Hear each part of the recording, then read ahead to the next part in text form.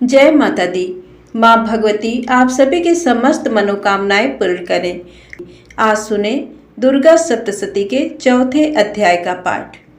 ओम नमः चंडिकाय। इंद्र आदि देवताओं द्वारा देवी की स्तुति। महर्षि मेधा बोले, देवी ने जब पराक्रमी दुरात्मा महिषासुर को मार गिराया और असुरों की सेना को मार दिया, तब इंद्र आदि समस्त देवता अपने सिर तथा शरीर को झुकाकर भगवती की स्तुति करने लगे। जिस देवी ने अपनी शक्ति से ये जगत व्याप्त किया है और जो संपूर्ण देवताओं तथा महर्षियों की पूजनीय है, उस अंबिका को हम भक्तिपूर्वक नमस्कार करते हैं। वह हम सबका कल्याण करे। जिस अतुल प्रभाव और बल का वर्णन भगवान विष्णु, शंकर और ब्रह्मा जी भी नहीं कर सके, वही चंडिका देवी इस संपूर्ण जगत का पालन करें और अशुभ भय का नाश करें। पुण्यात्माओं के घरों में तुम स्वयं लक्ष्मी रूप हो और पापियों के घरों में तुम अलक्ष्मी रूप हो, और सतकुल में उत्पन्न होने वालों के लिए तुम लज्जा रूप होकर उनके घरों में निवास करती हो। हम दुर्गा भगवती को नमस्कार करते हैं। हे देवी, इस विश्व का पालन करो। हे देवी, हम तुम्हारे अचिंत्य रूप का किस प्रकार वर्णन करें। असुरों का नाश करने वाले भारी पराक्रम तथा समस्त देवताओं और दैत्यों के विषय में जो तुम्हारे पवित्र चरित्र हैं, उनका हम किस प्रकार वर्णन करें। हे देवी, त्रिगुणात्मिका होने पर भी तुम संपूर्ण जगत की उत्पत्ति का कारण हो।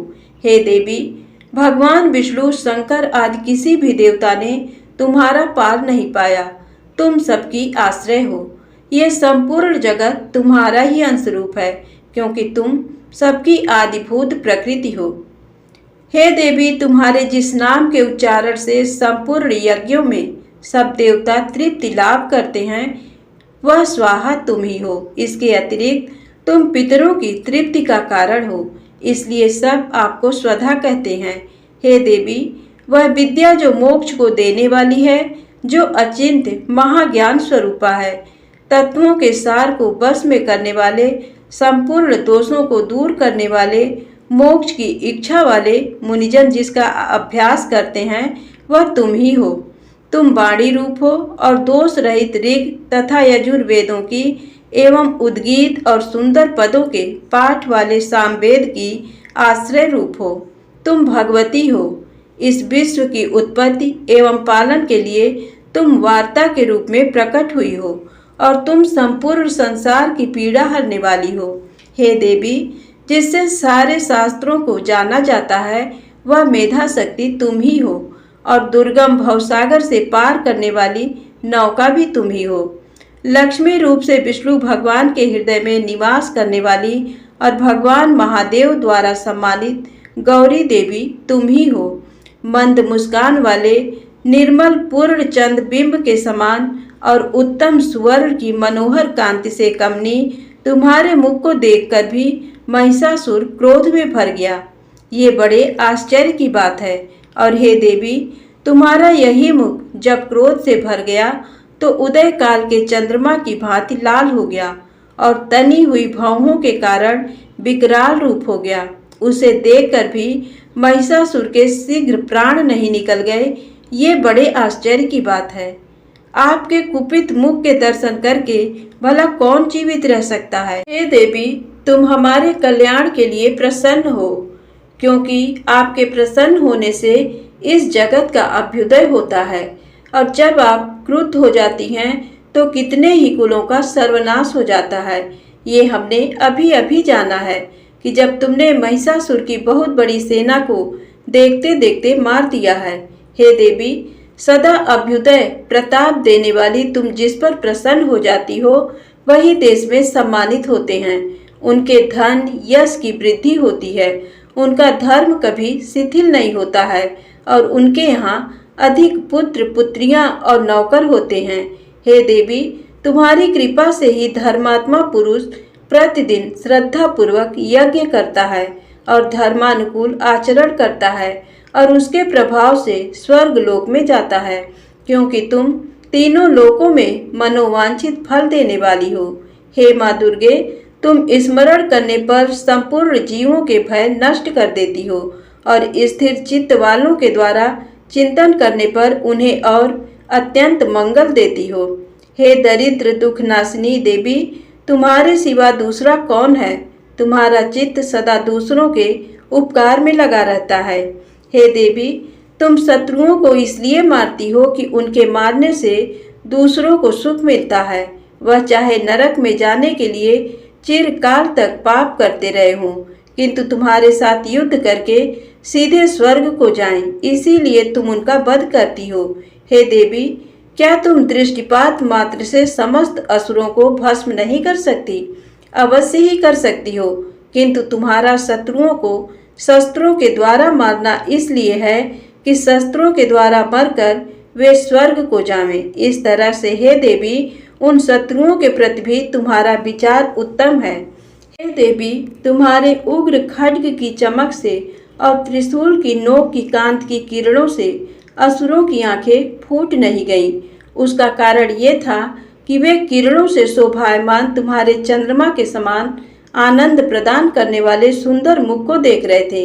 हे देवी, तुम्हारा शील बुरे वृत्तांत को दूर करने वाला है और सबसे अधिक तुम्हारा रूप है, जो न तो कभी चिंतन में आ सकता है और न जिसकी दूसरों से कभी तुलना ही हो सकती है। तुम्हारा बल व पराक्रम शत्रुओं का नाश करने वाला है। इस तरह तुमने शत्रुओं पर भी दया प्रकट की है। हे देवी, तुम्हारे बल की किसके साथ बराबरी की जा सकती है तथा शत्रुओं को भय देने वाला इतना सुंदर रूप भी और किसका है? हृदय में कृपा और युद्ध में निष्ठुरता, ये दोनों बातें तीनों लोकों में केवल तुम ही में देखने में आई है।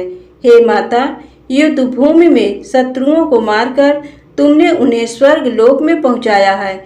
इस तरह तीनों लोकों की तुमने रक्षा की है तथा उन उन्मत्त असुरों से जो हमें भय था उसको भी तुमने दूर किया है। तुमको हमारा नमस्कार है।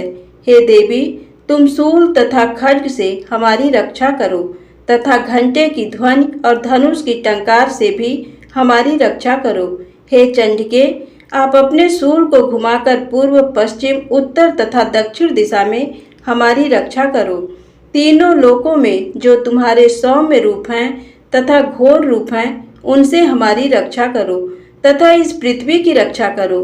हे अंबिके, आपके कर पल्लवों में जो खड्ग, शूल और गदा आदि शस्त्र शोभा पा रहे हैं, उनसे हमारी रक्षा करो। महर्षि बोले कि इस प्रकार जब सब देवताओं ने जगत माता भगवती की स्तुति की और नंद वन के पुष्पों तथा गंध अनुलेपों द्वारा उनका पूजन किया और फिर सबने मिलकर जब सुगंधित व दिव्य धूपों द्वारा उनको सुगंध निवेदन की, तब देवी ने प्रसन्न होकर कहा, हे देवताओं, तुम सब मुझसे मनवांछित वर मांगो। देवता बोले, हे भगवती, तुमने हमारा सब कुछ कार्य कर दिया, अब हमारे लिए कुछ भी मांगना बाकी नहीं रहा, क्योंकि तुमने हमारे शत्रु महिषासुर को मार डाला है। हे महेश्वरी, तुम इस पर भी यदि हमें कोई वर देना चाहती हो तो बस इतना वर दो कि जब जब हम आपका स्मरण करें तब तब आप हमारी विपत्तियों का हरण करने के लिए हमें दर्शन दिया करें। हे अंबिके, जो कोई भी तुम्हारी स्तुति करे तुम उनको वित्त, समृद्धि और वैभव देने के साथ ही उनके धन और स्त्री आदि संपत्ति बढ़ावें और सदा हम पर प्रसन्न रहें।